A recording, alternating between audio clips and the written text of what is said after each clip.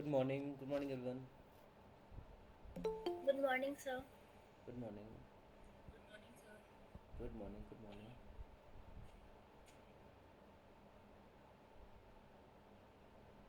Actually yesterday my laptop stopped working. I don't know क्या हुआ इसको but ये एकदम से बंद हो गया था and that's why I was not able to take the class. I thought कि मैं कल शाम को क्लास ले लूँ but फिर सबके लिए फिजिबल नहीं रहता तो इसलिए आई थॉट कि इट्स बेटर कि मैं सुबह के टाइम भी जो टाइम फिक्स था उसी टाइम पे क्लास लूँ. तो हाँ. ओके. ठीक है. सो हमने हमने हमने यहाँ तक बात कर ली थी ना. सबको सबको स्क्रीन विजिबल है. Yes, sir. Visible. Okay great. ठीक है.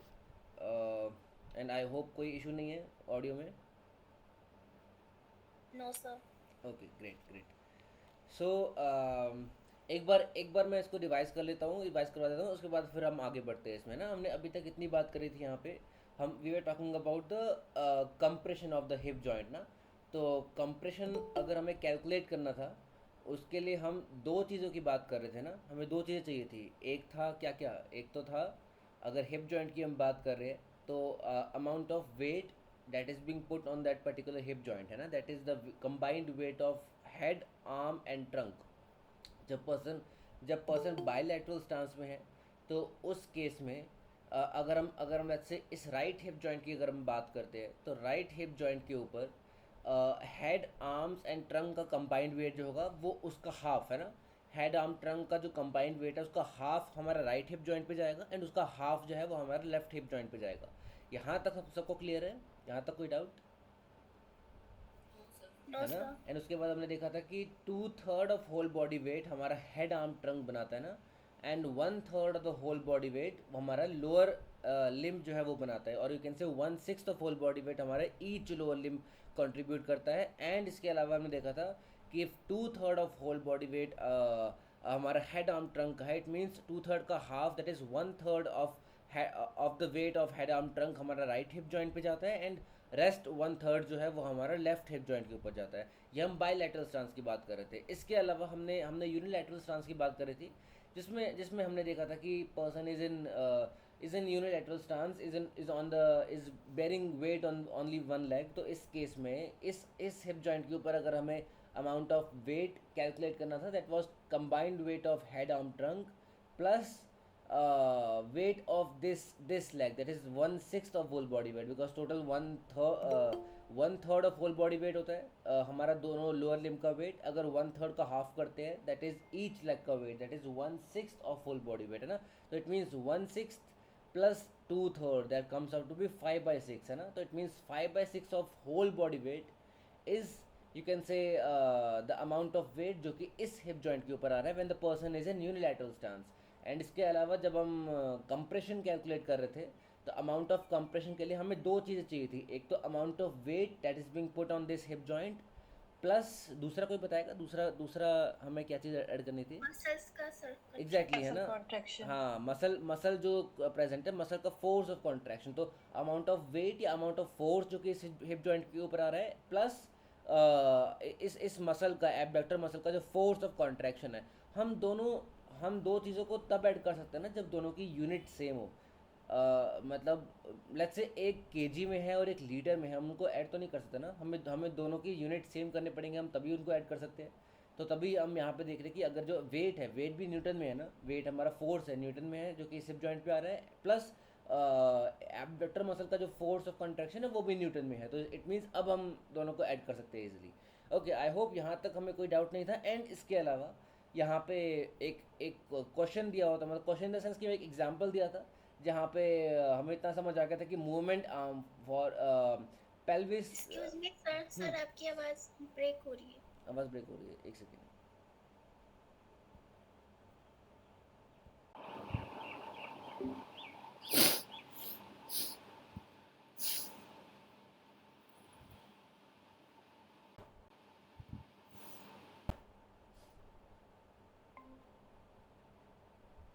अब बेटर है. Yes, sir. ठीक है. ओके. तो हमें हमने यहाँ पे एग्जांपल देखा था जहाँ पे जहाँ पे movement arm for pelvis pelvis के ड्रॉप या हाइक होने के लिए जो मूवमेंट आर्म था that was 10 centimetre, and abductor muscle का जो मूवमेंट आर्म था दैट वाज 5 सेंटीमीटर। तो यहाँ पे हमने हमने पहले कैलकुलेट किया पेल्विस का टॉर्क है ना, तो पेल्विस के लिए हमारे पास फोर्स है that is 5/6 of the whole body weight force है, एंड पेल्विस के हाइक या ड्रॉप करने के लिए मूवमेंट आर्म है। तो मूवमेंट फोर्स इंटू मूवमेंट हमारा टॉर्क निकलता है। इट मीन्स पेल्विस का टॉर्क या पेल्विस के ड्रॉप, मतलब इस केस में इस साइड से around right hip joint pelvis का ड्रॉप होने के लिए जो टॉर्क लगेगा, कितना टॉर्क लगेगा, मतलब वो जो टॉर्क है वो टॉर्क हमने कैलकुलेट किया by multiplying the movement arm and the force. Force कौन सा, जो बॉडी वेट पड़ रहा है इस पेल्विस को नीचे ड्रॉप करने के लिए, that is 5/6 of the whole body weight, है ना। तो दोनों को अगर हमने मल्टीप्लाई किया तो हमें टॉर्क मिला for this pelvis to drop, है ना। अब इसके अलावा सेम जितना जितना टॉर्क हमारा इस पेल्विस के ड्रॉप करने के लिए जितना टॉर्क लग रहा है, इसके लिए technical term you can use that is gravitational adduction torque. I hope किसी को इसमें डाउट नहीं है, बिकॉज ग्रेविटेशनल फोर्स की वजह से this pelvis tends to drop around this right hip joint, and in that case जब ये pelvis यहाँ से drop करेगा तो right hip joint पे क्या होगा, adduction की abduction? सर abduction राइट, नहीं, राइट हिप जॉइंट के देखो अगेन Abduction. अगेन देखो, हाँ देखो, ये इस केस में, इस सिनेरियो में when this pelvis will drop from on this side ना, इस साइड से pelvis यहाँ नीचे की तरफ ड्रॉप करेगा, है ना। तो उस केस में अगर इस एंगल की हम बात करते हैं, angle between shaft and you can say pelvis, तो ये एंगल इंक्रीज करेगा डिक्रीज करेगा जब ये पेल्विस ड्रॉप करेगा, डिक्रीज करेगा। It means shaft of femur will come near the pubic symphysis, है ना। तो it means that is called as adduction movement ना, उसी को तो एडक्शन बोलते हैं, जहाँ पे shaft comes towards the mid line, और you can say shaft comes towards the pelvis, और you can say shaft comes towards the pubic symphysis, या pubic symphysis comes towards the shaft, दोनों एक ही बात है, दोनों को हम एडक्शन मूवमेंट बोलते हैं ना। तो in that case we will see adduction, ठीक है। इसलिए आई वाज सेइंग कि इसको ना, इस मूवमेंट को जितना, हर मूवमेंट को जितना विजुअलाइज करोगे ना उतना आपके लिए ईजी रहेगा उनको समझना, है ना। इवन मेरे लिए अगर ये कुछ साल पहले अगर मैं इस चीज़ को देख रहा होता यहाँ पे, तो मेरे लिए थोड़ा मुश्किल होता है फिगर आउट करना कि यहाँ पे एडक्शन हो रहा है कि एबडक्शन हो रहा है, but I been visualizing it again and because of that now it has become easy for. तो इसलिए इसको ना थोड़ा सा इसको विजुअलाइज करना सीखो, मतलब यहाँ पे इमेज को देख के ना माइंड में एक मेंटल इमेज एंड एक मे बी वीडियो आप बनाना शुरू कर दो कि ये अगर pelvis if it drops from this side, तो in that case this angle will decrease, and in that case that will be an adduction movement of the right hip joint, ठीक है। तो that is why we are calling it as gravitational adduction torque, because of gravitational force the pelvis tends to drop on this side around right hip joint. सबको इसे ये चीज़ clear है ना, pelvis इस हिप जॉइंट के around drop करेगा, तो ड्रॉप किस साइड पे करेगा, ड्रॉप इस साइड पे करेगा ना, बिकॉज इस साइड पे कोई सपोर्ट नहीं है, यहाँ पे हमने लेग लिफ्ट किया हुआ है ना। तो in this case there will be pelvic drop on the left side around right hip joint because of gravitational force, that is called as gravitational adduction, and there will be an adduction movement of the right hip joint, ठीक है। तो it means अगर gravitational force की वजह से हमारा adduction movement हो रहा है, लेकिन पेल्विस को न्यूट्रल पोजीशन में रखने के लिए हमारी एक मसल काम कर रही है, कौन सी मसल है, ये वाली हिप एबडक्टर, जो कि है ना, जो कि नॉर्मल इसका मैकेनिज्म है ना। तो हिप एबडक्टर हमारा कॉन्ट्रैक्ट कर रही है, तो इट मीन्स हिप एबडक्टर का abduction torque and gravitational adduction torque दोनों की वैल्यू इक्वल होनी चाहिए, तभी तो इवेंचुअली हमारा पेल्विस न्यूट्रल पोजीशन में रहेगा ना। Yes, sir. ठीक है।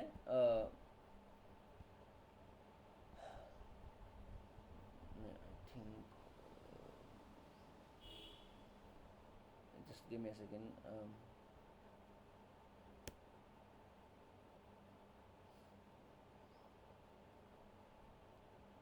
मैं ये चीज़ किसको समझ नहीं आई, मतलब just let me no, because this is important. देखो इस यहाँ पे यहाँ पे वी कैन सी कि because of gravitational force this pelvis tends to drop on this side, and there is an adduction movement, and that is called as gravitational adduction torque, that is because that is happening because of gravitational force, and उसका opposite हमारी abductor muscle है which contracts and eventually tries to bring the hip joint back into its neutral position, or you can say hip abductor जो है वो हमारा abduction movement कराना चाह रहा है इस hip joint पे, and you can say the abductor muscle produces hip abduction torque, and this because of this adduction and abduction, uh, I don't know, चलो कोई नहीं, ठीक है, तो because of this adduction torque, because of gravitational force and abduction torque because of abductor muscle, eventually हमारा जो pelvis है it tends to stay in the neutral position. But इतना सबको क्लियर हुआ ना कि एबडक्टर का abduction torque and gravitational adduction torque की वैल्यू इक्वल होनी चाहिए. इसमें किसी को डाउट है? No, sir. Okay, great. अगर अगर यहाँ तक हमें समझ आ गया है तो in that case it becomes easier for us to understand कि now now coming up to this abductor muscle we have a movement arm for abductor, and we know that hip abductor muscle का जो abduction torque है that also we know that is equal to the gravitational adduction torque. तो since we have got the abduction torque, we have got abduction movement arm, तो we can easily calculate the force, है ना. हमारे पास abduction torque है which was equal to the adduction torque, है ना. Adduction torque जो हमने कैलकुलेट किया था इसके इक्वल हमारा हिप एबडक्शन टॉर्क है 68.75 न्यूटन मीटर, है ना. And force of abductors into movement arm भी हमें दिया हुआ क्वेश्चन में 5 सेंटीमीटर और 0.05 मीटर, और eventually we can say that force is torque by movement arm that comes out to be 1375 Newton.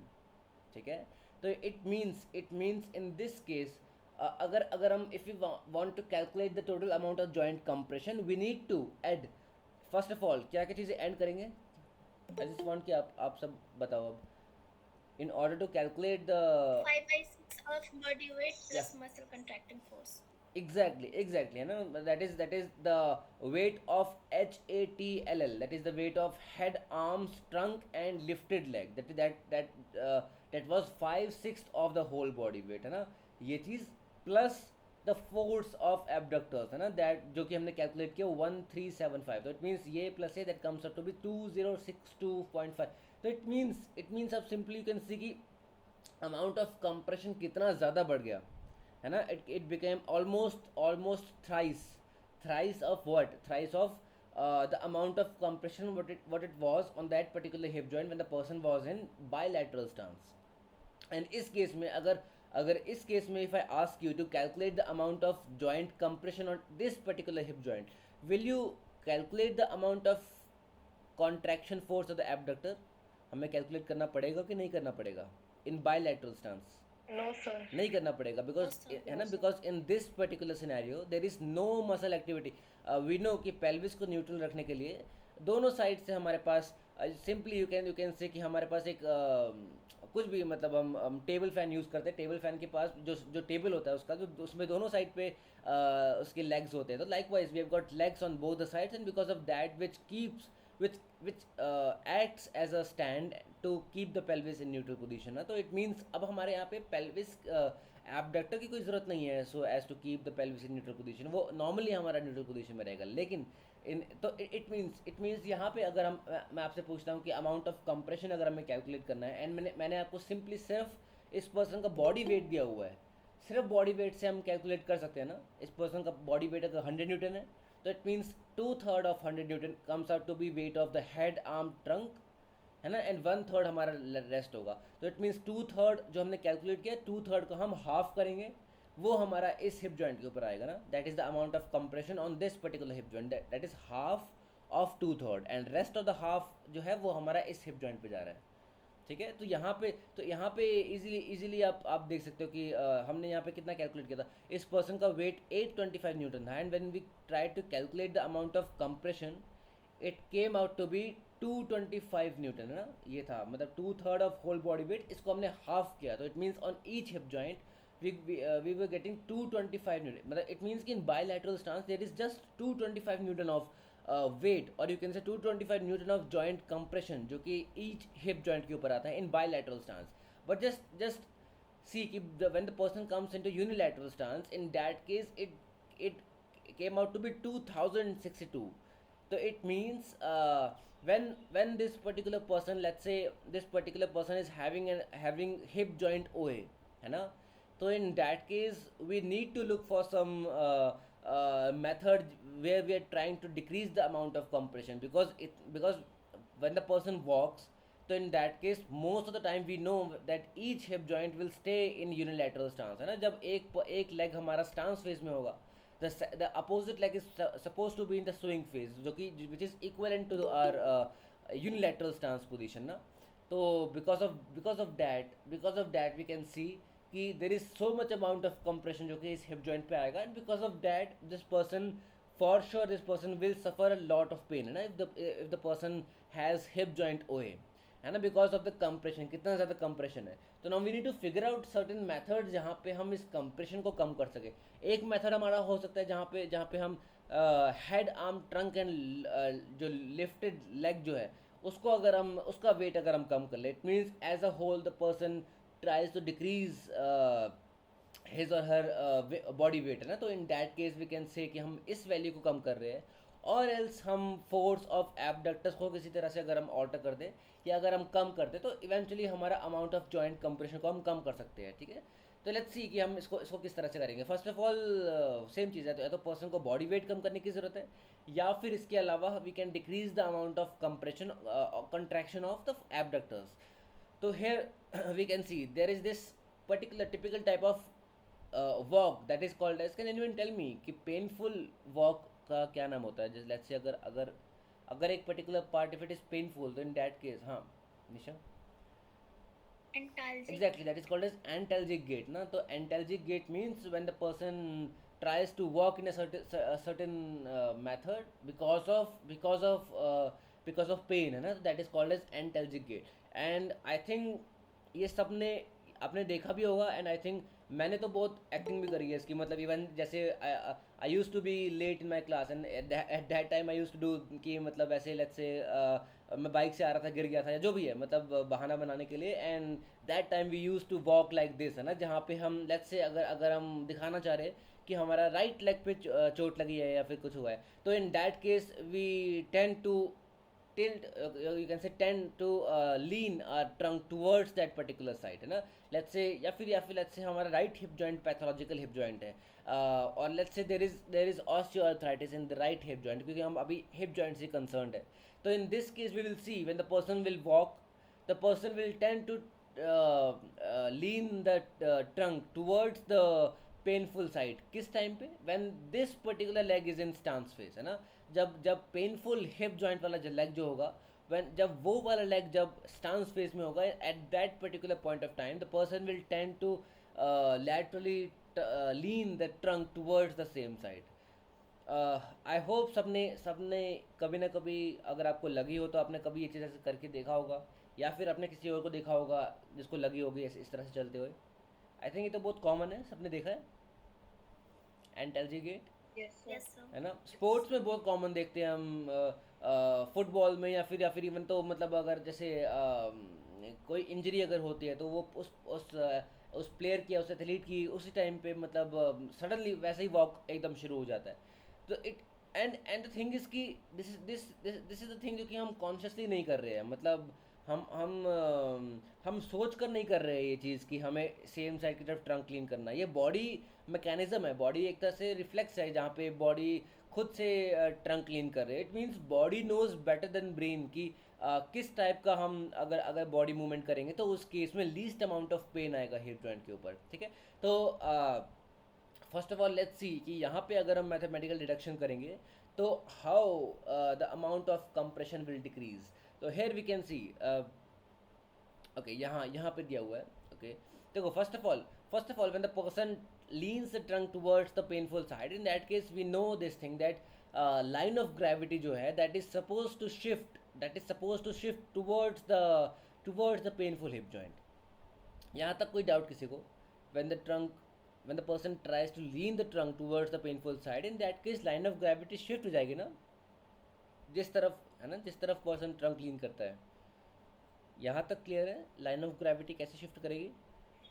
Yes. है ना, बिकॉज मास हमारा मैक्सिमम इस साइड पे आता है बिकॉज ऑफ दैट, है ना.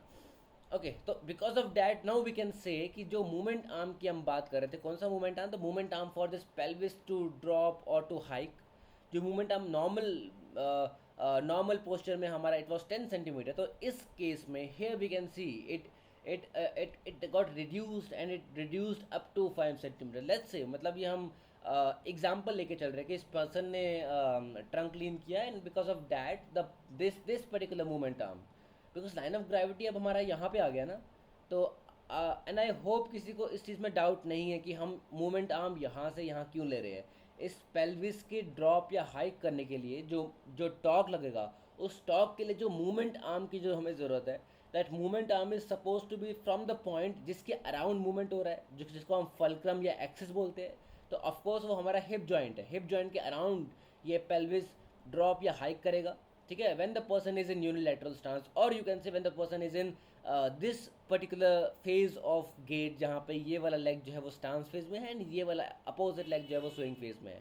तो इन दिस केस जिसके अराउंड मूवमेंट होगा that is suppose to be the fulcrum of the axis, and जो फोर्स रिस्पॉन्सिबल है उस पेल्विस के ऊपर एक पर्टिकुलर टाइप का टॉर्क लगाने के लिए, तो उस फोर्स तक जो शॉर्टेस्ट डिस्टेंस होगा that is the movement arm for this pelvis to drop और हाइक, है ना।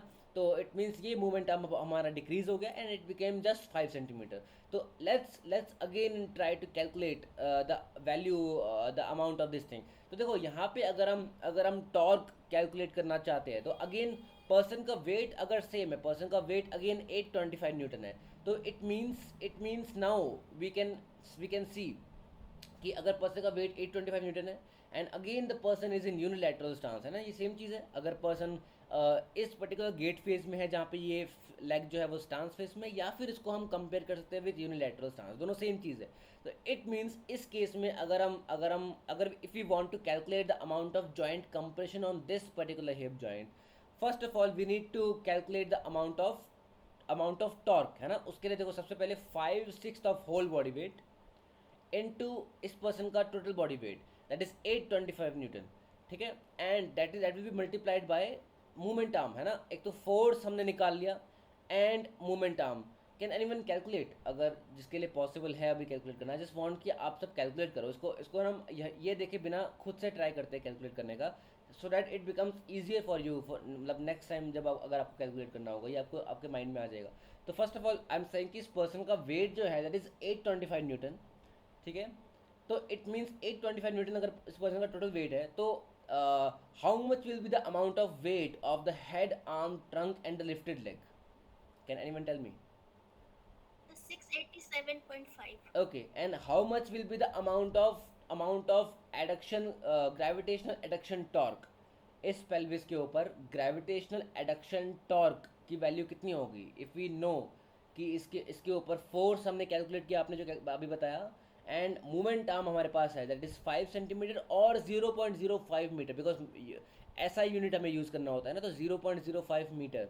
तो 0.05 टाइम्स जो आपने फोर्स कैलकुलेट किया that was 5/6 of whole body weight. हाँ 17.1875. हाँ, ओके, तो इट मीन्स 17.18, है ना, ये निकल के आया 17.18 न्यूटन मीटर, है ना। That came out to be the abduction torque for this pelvis. Now इसके नेक्स्ट स्टेप क्या है? Next step is we want to calculate the amount of force of contraction of the abductors. तभी तो हम eventually दोनों को add करेंगे ना, फोर्स को एंड दूसरा अमाउंट ऑफ फोर्स जो कि इस हिप जॉइंट पे आ रहा है, जो कि आपने पहले कैलकुलेट किया, एंड इस एबडक्टर का फोर्स ऑफ कॉन्ट्रैक्शन, दोनों को ऐड करेंगे तभी हम टोटल अमाउंट ऑफ कंप्रेशन निकाल सकते हैं। तो नाउ वी नो कि adduction torque is 17 point something, ना, 17.18 newton meter. And apart from that, if we talk about the abductors, we know the abductor is under contraction where it is trying to keep the pelvis into neutral position, है ना। तो can you calculate the amount of force of contraction abductors का? First of all abductor का abduction torque जो है उसकी value कितनी होगी? That will be equal to the adduction torque. 2.05. हाँ एग्जैक्टली, ओके, आप देखो, हाँ, है ना। 343.75. ओके, 3.3, हाँ 343.6 है ना। ओके, तो it means first of all आपने जो एडक्शन टॉर्क कैलकुलेट किया एंड एबडक्टर का जो एबडक्शन टॉर्क है, दोनों की वैल्यू इक्वल है, तो इससे हमें पता चल गया कि एबडक्शन टॉर्क की वैल्यू हमारे पास है एंड एबडक्टर मसल का हमारे पास मूवमेंट आर्म जो है, ओ सॉरी, मैंने मैंने मैंने 5 सेंटीमीटर बोला फॉर दिस थिंग, तो हमारा हमारा जो पेल्विस का जो है वो 2.5 सेंटीमीटर है, ठीक है। आई होप आपको सबको समझ आ गया ना। HATLL का ना मूवमेंट आर्म जो है that is 2.5 centimetre, and abduction का मूवमेंट आर्म जो है 5 सेंटीमीटर है, ओके। तो इट मीन्स अब हमारा एबडक्शन एबडक्टर मसल का हमारे पास टॉर्क है, एंड एबडक्टर मसल का हमारे पास मूवमेंट आर्म है, तो we can easily calculate the amount of force of contraction of abductors, जो कि आपने कैलकुलेट किया, that came out to be 343.6 newtons, है ना, ठीक है। आई होप कौन राम्या आप कर रहे हो ना, आप बता रहे हो आंसर, कि आंसर कौन बता रहा है? अच्छा, मैं निशा आप बता रहे हो, ओके ओके ओके, ठीक है ठीक है, ओके। तो ठीक है, आई होप सबको सबको चीज़ समझ आ रही है कि हमने फोर्स ऑफ कॉन्ट्रैक्शन किस तरह से कैलकुलेट किया हिप एबडक्टर का इस केस में। किसी को डाउट है इसमें तो लेट मी नो। आई जस्ट वांट रिस्पॉन्स, कोई सुन रहा है कि नहीं? निशा सुन रही है मुझे पता है, बाकी सब सुन रहे हैं कि नहीं सुन रहे, आई don't no. Yes, sir. Okay, Yes, sir. ठीक है, only 2 more people, Yes, sir. बाकी सब सर कोई डाउट नहीं है। ओके, ठीक है, ग्रेट ग्रेट ग्रेट, ठीक है। बिकॉज बिकॉज ये चीज़ समझने में टाइम लगता है थोड़ा ना, तो इसलिए आई जस्ट वांट रिस्पॉन्स की सब कुछ समझ, बाकी जस्ट सिंपल चीज़ें होती है वहाँ तो इवन मैं पूछता भी नहीं, बिकॉज वो चीज़ हमें पता है पहले से, लेकिन यहाँ पे थोड़ा सा इंपॉर्टेंट है। ओके, तो अब हम अमाउंट ऑफ कंप्रेशन अगर हम कैलकुलेट करें तो it that we can easily calculate by adding the amount of force of contraction of the abductors plus amount of weight जो कि हमारा HATLL का था ना, एंड दोनों को हमने ऐड किया, and that came out to be 1031.1 newton. Now just see कि लैटरल ट्रंक लीन के साथ में हमारा amount of total joint compression जो है दैट इज 1031.1 न्यूटन, एंड अगर पर्सन लैटरल ट्रंक लीन नहीं कर रहा था, नॉर्मल यूनिलैटरल स्टांस में था, तो in that case it was 2062.5 newton, है ना।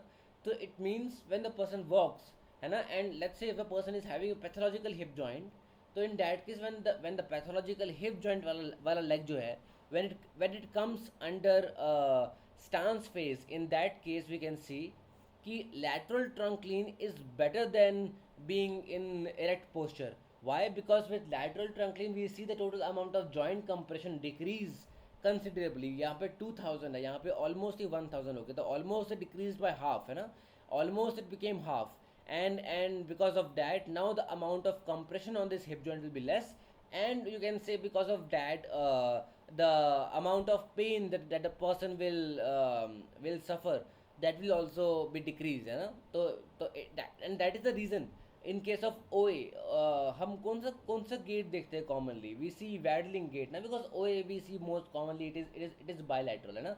तो bilaterally when the person first of all, जैसे जब ये पर्सन वॉक कर रहा है, तो when this particular leg is in stance phase, the person tends to lean the trunk towards the same side, and उसका next step जब person opposite leg को जब stance phase में लाता है, उसके बाद this person will tend to lean the trunk towards this particular side. तो again and again person अपना जो trunk है उसको उसको lean करता है towards the side जिस side पे painful hip joint है, and that type of gait is called as waddling type of gait ना, waddling gait, ठीक है।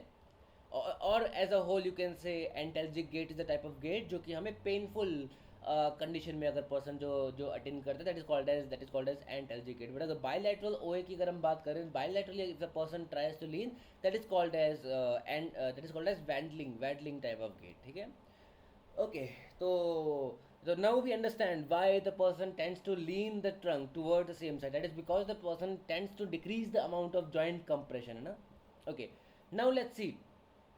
ओके, यहाँ पे हमने देख लिया कि दिस वी नो ट्रेंडलबर्ग गेट, अगर एक साइड की तरफ अगर अगर हम देखते हैं कि पर्सन लीन करता है ट्रंक, और you can say pelvis drops towards on the opposite side, antalgic gait it is the painful hip joint, and you can say the lateral trunk lean during gait due to hip abductor weakness is known as gluteus medius gait, ठीक है। तो gluteus medius gait आप कह सकते हो उसको, और we can say okay। तो now talking about the amount of compression, now we have introduced the cane। तो cane अब हमने introduce कर दिया है, ठीक है। cane is this thing, है ना, this thing, this is the cane। तो now we can see okay, या अभी तक हमने बात करी when the person was in the bilateral stance. दूसरा केस हमने देखा when the person was in the unilateral stance, उस टाइम पे जॉइंट कंप्रेशन ज़्यादा हो गया. And then we saw when the person was trying to perform lateral trunk lean. And इन तीनों केसेस में से minimum amount of joint compression किस में था? Can anyone tell me? तीनों केसेस में से Bilateral stance. Bilateral stance, exactly bilateral stance में there was least amount of compression. उससे ज़्यादा So lateral lean. Lateral trunk lean Lateral है ना, lean. लैटरल ट्रंक लीन में उससे थोड़ा ज़्यादा अमाउंट ऑफ कंप्रेशन था. एंड मैक्सिमम Uni- कंप्रेशन हमें, हाँ मैक्सिमम कंप्रेशन हमें unilateral stance in erect posture है ना. That was the, in that case we saw there was maximum amount of joint compression. अभी तक ये मैक्सिमम चल रहा है. Okay okay, now talking about now we have introduced the cane है ना. एंड केन हमने इंट्रोड्यूस कर दिया, तो अब नाउ लेट्स सी कि केन से हमें कितना फ़ायदा मिलता है, कितना नुकसान होता है.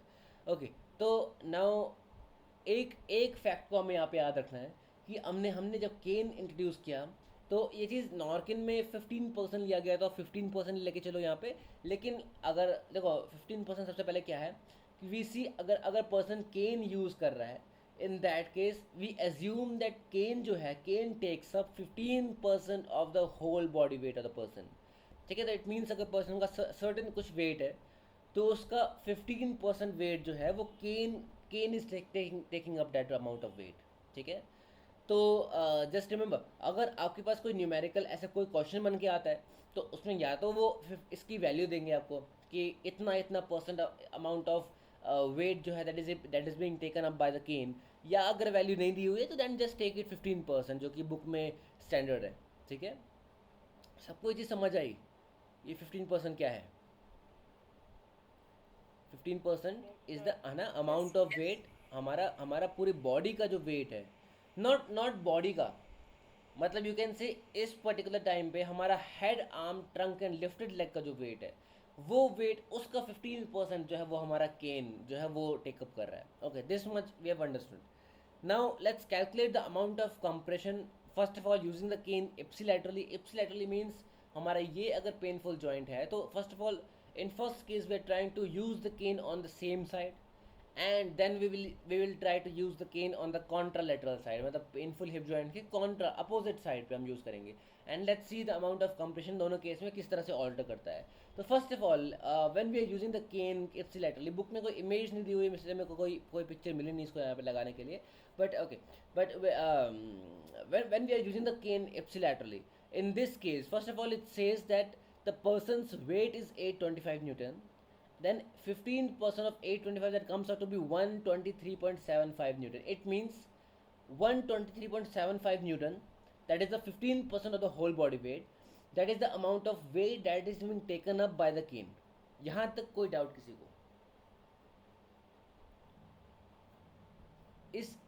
इस लाइन में इस पर्टिकुलर पॉइंट पे किसी को डाउट हो तो बताओ. बिकॉज है ना, because 15% of whole body weight is being taken up by the cane.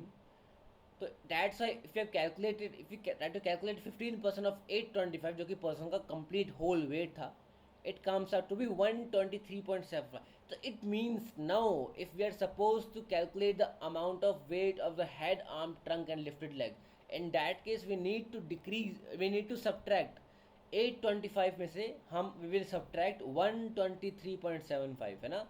It means when the person is using the cane, in that case ना, अब इस person का weight कितना है? इस person का weight तो होल वेट में से अमाउंट ऑफ वेट जो केन ले रहा है उसको माइनस कर देंगे ना.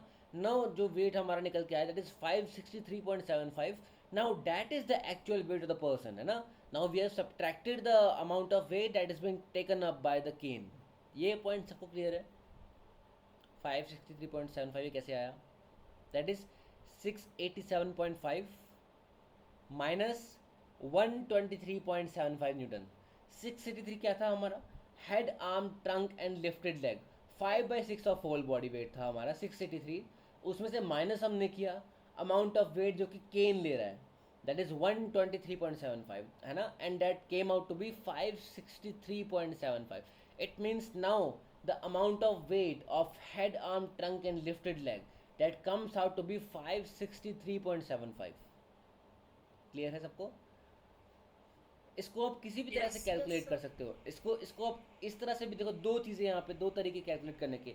एक तो है कि टोटल बॉडी वेट 825 न्यूटन जो भी है, 825 न्यूटन है, उसमें से हमने माइनस किया मतलब 15% ऑफ बॉडी वेट हमने निकाला, that came out to be 123 जो भी है, 123 निकल के आया। ठीक है, देन हमने होल बॉडी वेट में से 123 वाला वेट जो है वो हमने सब्ट्रैक्ट किया, जो हमारा वेट निकल के आया इसका, उसका हमने 5/6 किया। या फिर हमने हमने सिंपली पहले हमने हमने 5/6 ऑफ 825 निकाला, उसमें से हमने माइनस किया अमाउंट ऑफ वेट जो केन पे जा रहा है, दोनों एक ही तो बात है ना। And 5/6 of whole body weight जो कि हमारा 687.5 था, उसमें से माइनस हमने किया 15% ऑफ बॉडी वेट जो कि 123.75, क्योंकि 15% हमारा केन ले रहा है। तो it means now in this particular scenario, when the person is using a cane, be it ipsilaterally be it contralaterally, the person cane use कर रहा है, in that case the amount of weight of the head, arm, trunk and the lifted leg will come out to be 563.75 Newton. यहाँ तक कोई doubt किसी को? हमने simple सिर्फ सब्ट्रैक्ट किया है, 15% ऑफ बॉडी वेट को सब्ट्रैक्ट किया है, एंड उसके बाद हमने 5/6 of whole body weight calculate किया, बस सिंपल ये किया हमने। यहाँ तक क्लियर चल रहा है सब कुछ? Yes, sir. ओके, ठीक है। Yes, sir. Now we'll follow the same procedure. It means first of all, when the person is using a cane, क्या ये person trunk clean करेगा? I don't think ये person trunk clean करेगा, because है ना, when the person was not using a cane, in that case we can say simply हाँ that this person has a tendency to lean the trunk. But when the person uses a cane, तो cane use करने के time पे there is no chance of this person using this person performing lateral trunk lean, है ना। तो in this case there is no lateral trunk lean. It means हमारा जो movement arm है पेल्विस का, that will be the same जो कि हमारा 10 सेंटीमीटर था, एंड उसके अलावा movement arm of the hip abductor भी हमारा सेम रहेगा, डेट वाज 5 सेंटीमीटर। सिंपल है ना। अभी अभी इन चीज़ों को भूल जाओ, ये हमारा कॉन्ट्रालैटरल वाले केस में यहाँ पे दिखाया गया है, केन 50 सेंट ये सब, इसकी अभी हम बात नहीं कर रहे हैं। अभी सिंपली हम बात कर रहे हैं इसकी, जो हमने यहाँ पे देखा था ना, इस केस की हम बात कर रहे हैं। Now in this case the person is using a cane on this side, on the pathological hip joint वाले side पे the person is using a cane, and in this case the movement arm will be the same. movement arm हमारा 10 centimetre का रहेगा for the pelvis and 5 centimetre का रहेगा for the hip abductor, है ना। this much we have understood. Now if we try to calculate the amount of compression, okay, so that is simple, है ना। that is the we can easily calculate the gravitational adduction torque on the pelvis. That will be gravitational adduction torque on the pelvis when the person is in unilateral stance and when the person is using a cane. In that case gravitational adduction torque is force into movement arm हमारे पास 10 centimeter है, that is 0.1 meter, and force जो है, force अब हमने calculate किया, that was 5/6 of whole body weight minus 15% of whole body weight, है ना, जो कि हमारा निकल के आया 600 समथिंग, जो निकल के आया था ना यहाँ पे हमारा 500 समथिंग, है ना, 500। तो 563.75 न्यूटन जो कि अमाउंट ऑफ वेट है that is trying to bring the pelvis into adduction movement, है ना, amount of force into movement arm of the into movement arm of the pelvis, है ना, force into movement arm. So it means now we have calculated the amount of gravitational adduction torque that came out to be 56.38 newton meter, है ना, and the same amount of force will be, or you can say same amount of abduction torque will be produced by the abductor muscle, that will be again 56.38 newton meter, or you can say abductor muscle का force of contraction if we want to calculate, that is we know abductor का movement arm जो है that is 5 centimeter and इसका torque हमारे पास है, तो it means in this case we can calculate the amount of force of contraction of the hip abductor, that comes out to be 1127.6 newton, है ना। हमने torque divided by movement arm किया and that came out to be 1127.6 newtons. It means now in this case if we try to add both the things, that is 1127, that is the amount of force of contraction of the hip abductor, plus amount of weight that is being put on the hip joint when 15% of the body weight is being taken up by the cane, that is 563.7. it means it came out to be 1691 Newton. सबको clear है ना? ये हमने same procedure follow किया यहाँ पे, है ना, लेकिन हमने सिर्फ बॉडी वेट में से 15% माइनस किया, बाकी हमने सेम चीज़ फॉलो करी जो कि हम यहाँ पे कर रहे थे, जो कि हमने इस केस में किया, हमने सेम चीज़ वहाँ पे भी फॉलो करी है. We have just subtracted the whole body weight from 15%, है ना, 15% ऑफ बॉडी वेट से हमने माइनस किया, बिकॉज 15% बॉडी वेट जो है वो हमारा केन टेकअप कर रहा है. यहाँ तक क्लियर है? यहाँ तक कोई डाउट किसी को?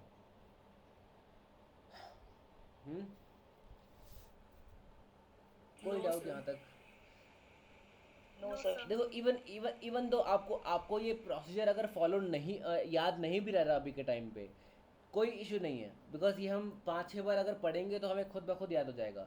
लेकिन द थिंग इज़ कि हमें ये चीज़ समझ आनी चाहिए कि कंसेप्ट क्या है. हमें अगर ये चीज़ अभी समझ आएगा कि हो क्या रहा है यहाँ पे, तो इवेंचुअली स्टेप्स क्या है कि इसके बाद क्या करना है, इसके बाद क्या करना है, वो स्टेप्स तो हम बाद में भी हमें याद हो जाएंगे. हम 4-5 क्वेश्चन करेंगे, वो खुद ब खुद हमें याद हो जाएगा. लेकिन हमें ये चीज़ पता होनी चाहिए कि नेक्स्ट टाइम हम जब ये स्लाइड पढ़े तो ये ना हो कि हमें समझ ही नहीं आ रहा कि लिखा क्या हुआ है यहाँ पे, है ना. वो चीज़ ज़रूरी है अभी के टाइम पे समझना, ठीक है. तो इफ़ आई आस्क यू कि अब इस टाइम पे अगर हम maximum amount of joint compression की बात करते हैं, अभी के टाइम पे भी मैक्सिमम क्या है, मैक्सिमम जो अमाउंट ऑफ जॉइंट कंप्रेशन कौन से केस में है? हमने अभी कौन कौन से केसेस की बात करी? First of all when the person was in bilateral stance, है ना. ओके, बायलैटरल स्टांस में था पर्सन, उसके बाद पर्सन यूनिलैटरल स्टांस में आया, उसके बाद पर्सन ने यूनिलैटरल स्टांस में ट्रंक लीन किया, उसके बाद पर्सन ने यूनिलैटरल स्टांस में केन यूज़ किया इप्सिलैटरली. तो इन सब में से चार केस आई थिंक ना, तो चारों में से कौन से केस में मैक्सिमम जॉइंट कंप्रेशन निकला? Electric. Unilateral stance. Unilateral stance में ना, हाँ, है ना. यूनिलैटरल स्टांस में यहाँ पे हम देख सकते हैं, हाँ. तो अभी भी यूनिलैटरल स्टांस में जब पर्सन है, इस केस में मैक्सिमम जॉइंट कंप्रेशन है 2000 समथिंग, है ना. इससे कम किस में होगा? इससे थोड़ा सा कम when the person is using a cane, है ना. when the person uses cane ipsilaterally, इस केस में 1691 है ना. इसके बाद we can see when the person uses a lateral trunk lean, तो उससे भी कम, that is 1031.1 Newton. now just see this thing. देखो, पर्सन केन यूज़ नहीं कर रहा है, बट द पर्सन की खुद की टेंडेंसी है where the person tries to lean the trunk towards the pathological hip joint. यहाँ पे 1031.1 न्यूटन है amount of joint compression. And जब हमने पर्सन को केन प्रोवाइड किया, प्रिस्क्राइब किया, एंड गलती से हमने पर्सन को बोला कि आप सेम साइड पे यूज़ करो, जिस साइड पे पेनफुल हिप जॉइंट है उसी साइड पे आप केन यूज़ करो, इन डैट केस हमारा जॉइंट कंप्रेशन जो निकल के आ रहा था दैट वाज 1691 न्यूटन. तो डोंट यू थिंक कि अगर हम पर्सन को गलत साइड पे केन यूज़ करने को बोल रहे हैं, उससे बेटर है कि पर्सन केन यूज़ नहीं करे, है ना. उससे बेटर है कि पर्सन लैटरल ट्रंक लीन कर ले, जहाँ पे अमाउंट ऑफ कंप्रेशन इवन और कम है. सही बोल रहा हूँ कि नहीं? Yes, sir. ठीक है, Yes, sir. ठीक है. This thing we need to keep in mind that कि rather than prescribing a person to use the cane on the wrong side, or you can say on the ipsilateral side, on the side of the pathological hip joint, it's better not to prescribe the person a cane, because in that case person will the person will try to laterally lean the trunk, and in that will be still better, even though we will see कि person का biomechanical changes होंगे, है ना. If the person continues to use the body, or you can say use the trunk in this particular type of leaning, तो in this case of course person का biomechanical changes होगी, muscle हमें shortening and lengthening देखने को मिलेगी, वो सब होगा. लेकिन if we are purely concerned with the hip joint, in this case so we can say ना कि it's better to lean trunk while walking rather than using a cane on the wrong side, or you can say on the ipsilateral side. ठीक है. Now let's talk about the last case. वैसे last है, इसके बाद ये complete हो जाएगा. The last case, that is using the cane on the contralateral side, जो कि actually में हमें करना चाहिए, है ना. Actually में when the person is having a painful hip joint or something, in that case we must prescribe the person to use the cane on the contralateral side, or you can say on the healthy side, or you can say on the side that is opposite to the painful hip joint. ऐसा क्यों? ऐसा इसलिए, now in this case, in this particular case, यहाँ पे एकदम ही change हो जाएगा हमारा ये चीज़ जो हम कैलकुलेट करेंगे यहाँ पे. Here we can see, first of all, हमारा cane के ऊपर we know cane is taking up 15% of the whole body weight, है ना. It means cane takes up 123.75 Newton of that is the amount of weight जो कि whole body weight में से. It means 563.75 Newton, that is the amount of weight of the head, arm, trunk and the lifted leg, minus amount of weight जो कि हमारा cane ले रहा है, that was 563.75 Newton, है ना. ये तो हमें पता है. Now it means gravitational adduction torque, because of gravitational force this pelvis will tend to drop on this side, है ना. तो gravitational adduction torque की अगर हम वैल्यू कैलकुलेट करें, that will come out to be force into movement arm. Force इसके ऊपर कितना आ रहा है? फोर्स हमने कैलकुलेट किया 563.75 न्यूटन, है ना. एंड इसके अलावा मूवमेंट आर्म हमारा पेल्विस का कितना था? 10 सेंटीमीटर ना, एक्सिस से लेके हमारा एफर्ट या फिर फोर्स लोड तक, है ना, shortest distance, that was 10 centimetre. It means 0.1 metre, है ना. तो फोर्स इंटू 0.1 मीटर जो है force into movement arm, that came out to be 56.38 newton. तो it means now in this case we can see, इस केस में हमारा gravitational adduction torque जो है जो कि हमारा 56.38 न्यूटन मीटर निकल के आया, जो कि हमारा इवन यहाँ पे भी निकला था. यहाँ पे भी हमारा 56.38 न्यूटन मीटर था, सेम था ना. यहाँ तक भी कोई डिफरेंस नहीं है, बिकॉज सेम चीज़ ही हम कैलकुलेट कर रहे हैं. Now what we can see, since this person is using a cane on the contralateral side, I just want to know, सब सुन रहे हैं कि नहीं? This thing is really important. ये चीज़ बहुत इंपॉर्टेंट है जो मैं अभी बोलने जा रहा हूँ, ठीक है.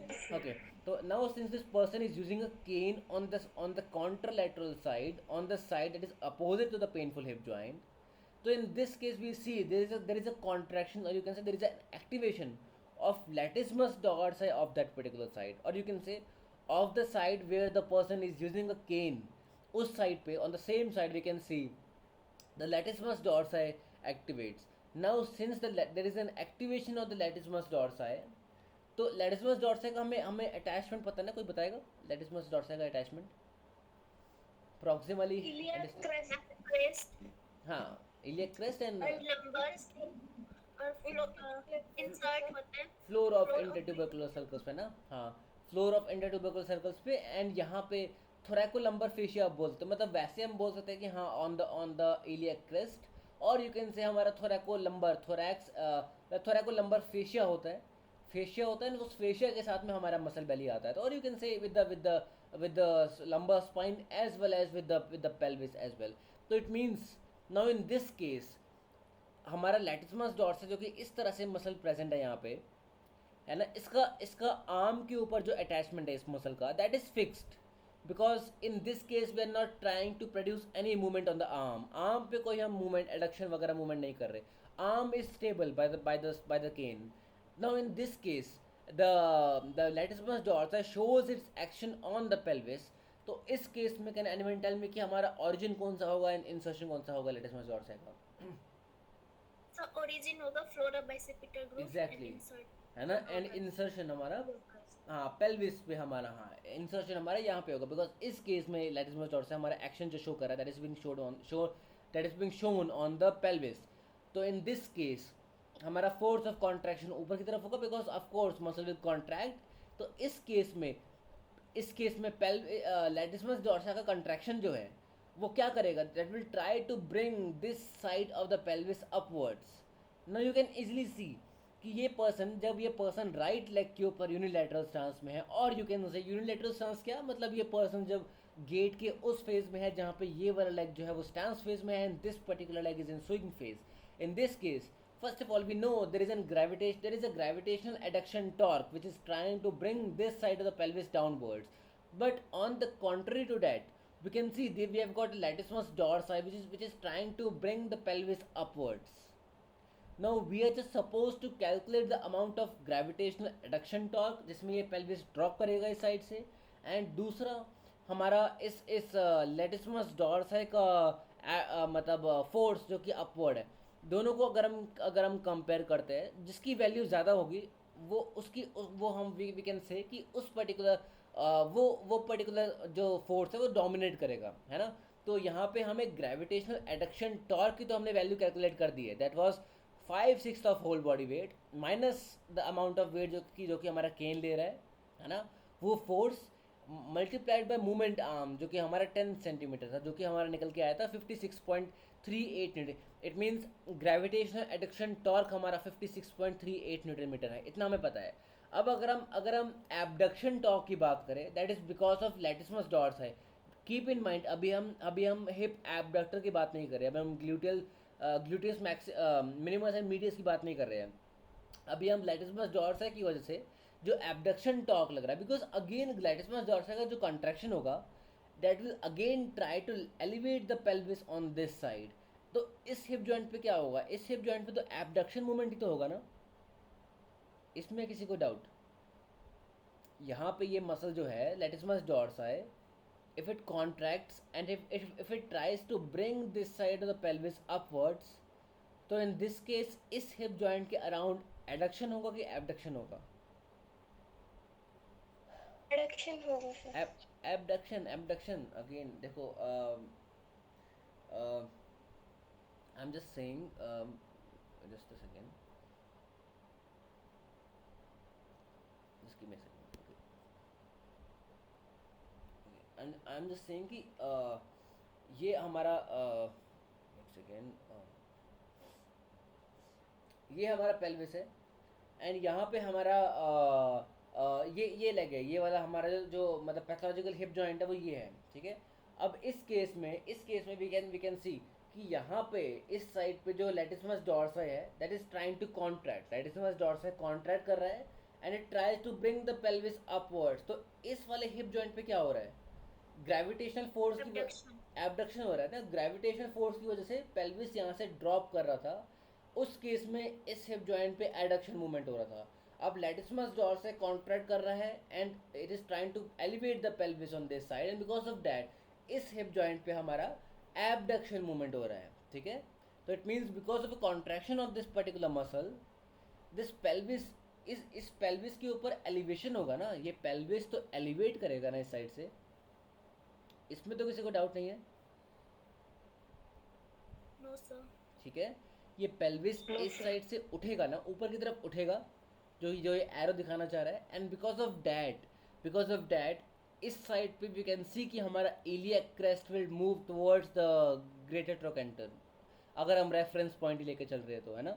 और यू कैन से अगर जीटी हमारा इलियक क्रेस्ट की तरफ मूव करता है और इलियक क्रेस्ट हमारा जीटी की तरफ मूव करता है, दोनों केस में हमारा हिप जॉइंट एबडक्शन मूवमेंट हो रहा है ना, ठीक है। तो it means in this particular case we know that there is a contraction, there is an activation of the latissimus dorsi, and because of the activation of latissimus dorsi there is this pelvis that tends to lift, that tends to elevate, and because of that there is abduction movement जो कि हमारा hip joint पे यहाँ पे हो रहा है। अब अगर इस लैटिसमस डॉर्से का हम एबडक्शन टॉर्क अगर हम कैलकुलेट करते हैं, ठीक है, तो in this particular case we can see first of all again force into movement arm हमें कैलकुलेट करना है।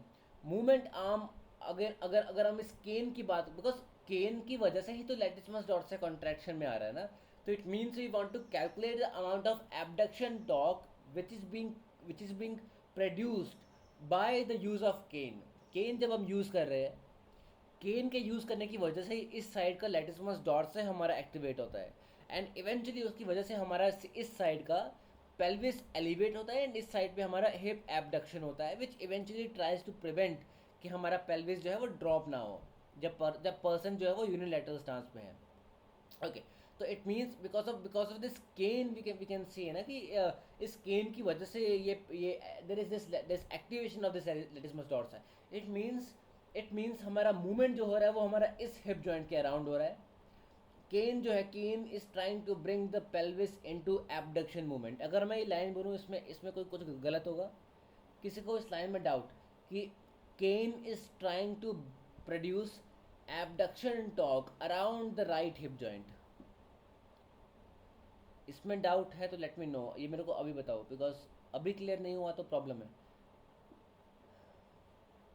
मैं फिर से रिपीट कर रहा हूँ सेम लाइन को। The person is using a cane on the contralateral side, and in this case I am saying the use of this cane tends to bring the right hip joint into abduction movement। किसी को doubt इसमें नहीं है तो just let me no, है तो No, let me sir. No. नहीं, आगे बढ़ूँ मैं? No, sir. ठीक है, Yes, sir. ओके।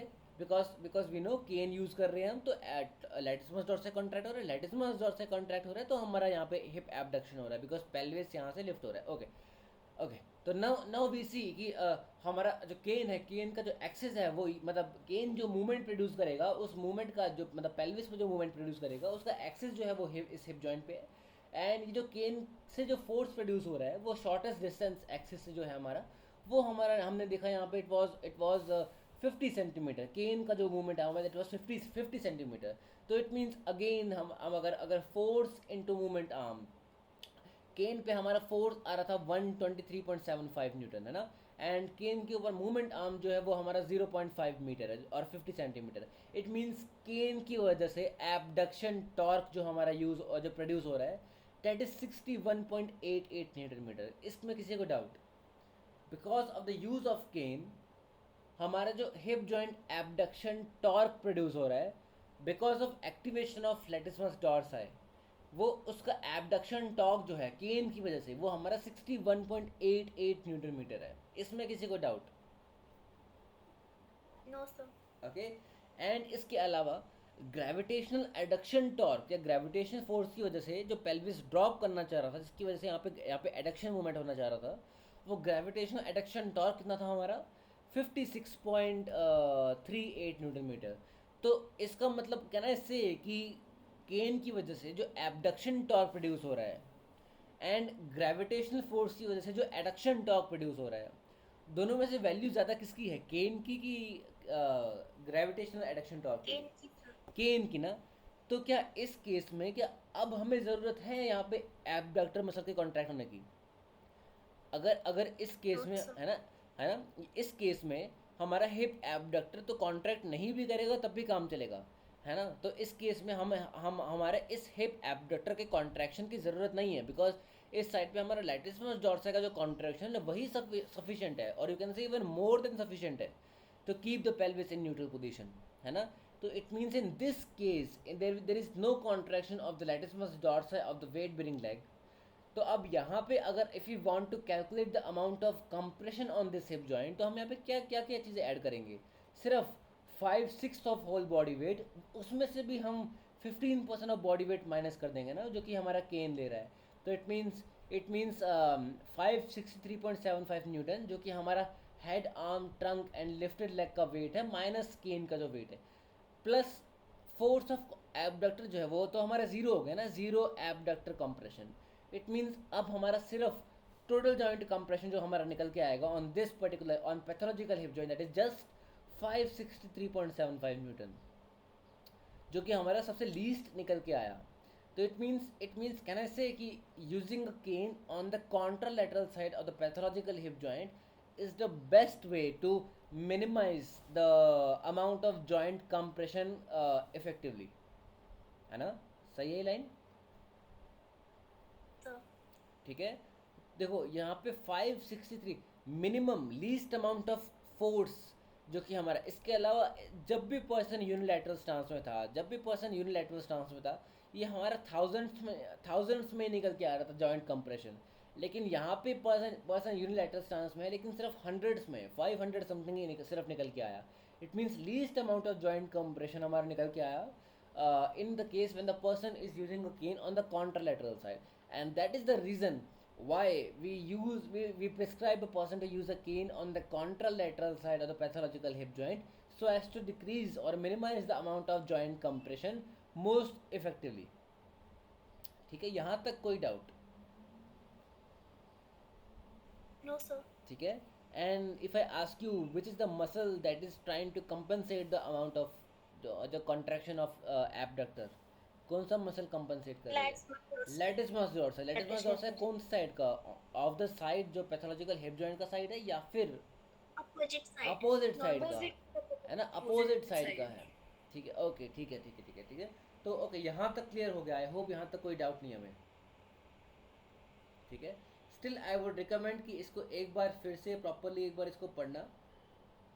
एंड कल जो मैंने टेस्ट सेंड किया था उसमें लास्ट क्वेश्चन जो था वो इसी क्वेश्चन से था। किसी ने ट्राई किया था वो क्वेश्चन? Yes, sir. अपने निशा, आपने ट्राई किया, निकला उसका आंसर? 600 something ऐसा कुछ. ओके, आंसर निकला था, ग्रेट। हम ऐसा करेंगे उसको ना, या तो देखते आज तो पॉसिबल नहीं है, उसको हम कल या ऐसे देखते किसी दिन, हम उसको we will try to solve that. कल उसको हम करेंगे, ठीक है? कल एक बार उस क्वेश्चन को हम समझेंगे वो क्वेश्चन क्या है, एंड उसके बाद we will try to tackle that question, है ना? उसका आंसर क्या निकल के आएगा वो हम कल देखेंगे, ठीक है? तो for now, I hope for now this thing is clear to everyone. Okay, Yes, sir. ठीक है। Yes, sir. Yes, sir. Okay, let's keep it here only. यहाँ पे हमारा hip joint pathology, but I will try to cover this thing in ortho. Hip joint pathology जो है इसमें cam impingement, pincer impingement, ये हम I try to cover it up in ortho. ठीक है, अभी तक I just want to stick to the orthopaedic, sorry, to the biomechanical aspect only. ठीक है, तो सिर्फ इसकी हम बात करते हैं। And let's move forward. Let's just start discussing with the basics of the knee joint। ठीक है, I just want to be sure कि यहाँ इसमें किसी को कोई डाउट नहीं है ना, इसमें सबको बेसिक कंसेप्ट समझ आ गया। इवन दो आपको चाहे अभी याद ना रहे कि स्टेप्स क्या है, क्या क्या सॉल्व करने के, लेकिन एटलीस्ट आपको ये समझ आ गया कि चल क्या रहा है यहाँ पे।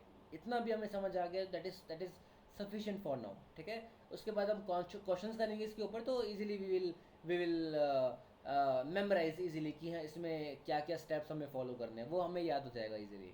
ठीक है, ओके, तो let's just close it here and let's now start with the knee joint. First of all, just some simple questions. Can anyone tell me कि knee joint कौन कौन से bones के बीच में बनता है, कौन कौन से? So femur, Lower patella, end of femur and upper end of tibia. हाँ, okay, patella, femur and distal femur and proximal tibia. And start using this terms. In terms को जितना कॉमनली यूज़ करोगे ना, उतना उतना अच्छा भी है, उतना ना इम्प्रेसिव लगता है सामने वाला ना, उतना आपको ज़्यादा वैल्यू करेगा। मतलब आप जितना जितना ये मेडिकल टर्म्स को यूज़ करते हो, proximal this thing and distal this thing, है ना? तो distal femur, proximal tibia and you can से posterior, or you can say dorsal aspect of the patella, है ना? तो we can say these three bones they contribute to the knee joint। knee joint के लिए करेगा कि knee joint complex के लिए contribute करेगा? अगर हम तीनों bones की बात कर रहे हैं तो from knee joint complex. knee joint complex में contribute करेगा। and if I ask you कि knee joint complex में कौन कौन से joints होते हैं, ये हम डिस्कस कर चुके हैं वैसे पहले। So distal femur and upper end. Patellofemoral. Exactly है ना, tibiofemoral and patellofemoral, ये दो जॉइंट्स हमारे। इट मींस पटेला जो है that is present on the femur, not on the tibia. Earlier I use to think, जब मैं college में था, आई यूज टू थिंक कि पटेला हमारे टीबिया से भी शायद अटैच होता हुआ या कुछ, लेकिन ऐसा कुछ नहीं है। टीबिया से कोई रिलेशन नहीं है पटेला का, it is only in relation with the femur. ठीक है, फीमर पटेलो फेमोरल ओनली। ठीक है, तो पटेलो फेमोरल एंड टीबियो फेमोरल, सिर्फ ये दो जॉइंट्स हमारे मिलते हैं, and they both contribute to form the knee joint complex। proximal tibiofibular joint जो है वो भी तो होना चाहिए कि नहीं? proximal tibiofibular, मैं इसकी बात कर रहा हूँ। proximal tibiofibular joint, क्या ये हमारा नी कॉम्प्लेक्स में होगा कि नहीं होगा? नहीं होगा ना, ये हमारा एंकल कॉम्प्लेक्स में आता है। एंकल कॉम्प्लेक्स की जब हम मूवमेंट की बात करते हैं उस केस में हमारा, तो it means proximal tibiofibular joint is not part of the knee joint complex। knee joint capsule की अगर हम बात करें, joint synovial capsule, तो वो हमारा it excludes the proximal tibiofibular joint। ठीक है, उसको exclude करके सिर्फ हमारा tibiofemoral joint and patellofemoral joint, सिर्फ ये दो joint को include करता है हमारा synovial joint capsule जो होता है। ठीक है, okay, this much we have understood and I think there shouldn't be any issue with the okay। तो ठीक है, यहाँ पे ये हमें पता चल गया। and there are 3 degree of freedom। Knee joint का कोई बताएगा कौन कौन सा है? नी जॉइंट पे मैक्सिमम मूवमेंट कौन सा मिलता है हमें? So physical extension. Maximum Flexion, movement flexion, extension. हाँ फ्लेक्शन एंड एक्सटेंशन है।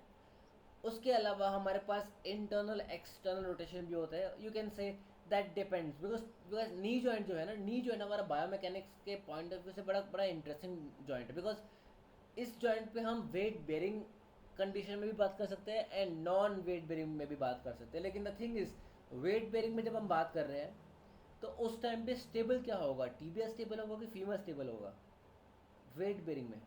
Weight bearing के time पे tibia.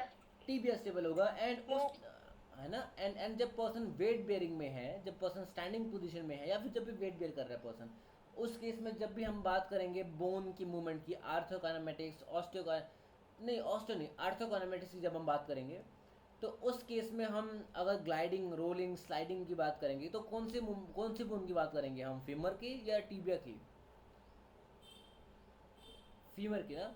देखो, जब मैंने बोला कि जब जब पर्सन, Femur की. हाँ, जब पर्सन वेट बेयर कर रहा है, वेट बेयरिंग के केस में हमारा टीबिया स्टेबल है।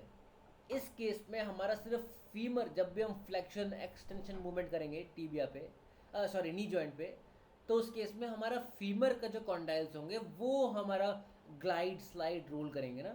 मतलब फीमर की कॉन्डाइल्स हमारे ग्लाइडिंग शो करेंगे ऑन स्टेबल टीबिया जब पर्सन वेट बेयरिंग में है। एंड जब पर्सन नॉन वेट बेयरिंग में आ जाएगा, हाई सिटिंग पोजीशन में आ जाएगा, उस केस में फीमर स्टेबल है।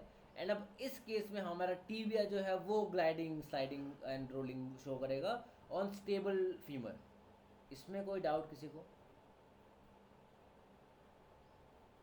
No sir. No, sir. सबको क्लियर है ना?